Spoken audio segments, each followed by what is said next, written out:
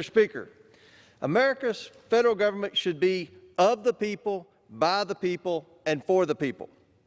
But with H.R. 51, America's government will become of the Democrats, by the Democrats, and for the Democrats.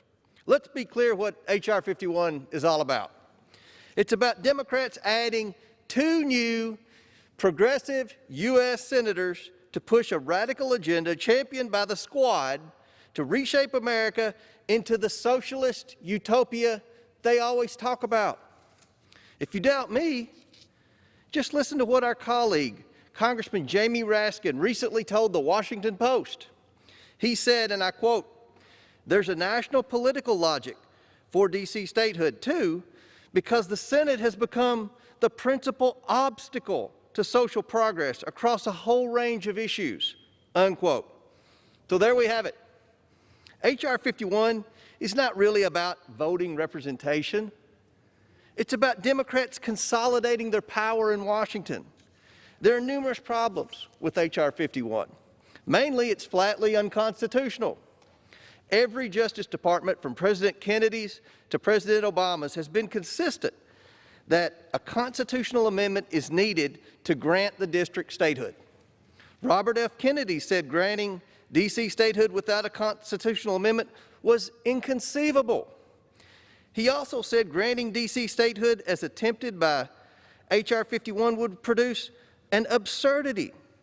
This absurdity is the 23rd Amendment, which acknowledges the existence of a federal district warranting 3 electoral college votes.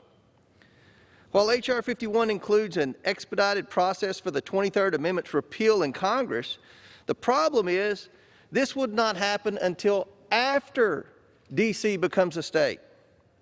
This would create mass confusion as H.R. 51 was reviewed by the courts for years. The Constitution is the foundational document upon which all the laws of our country rest, and Congress cannot simply dismiss it with sham legislation. But that's what H.R. 51 attempts to do.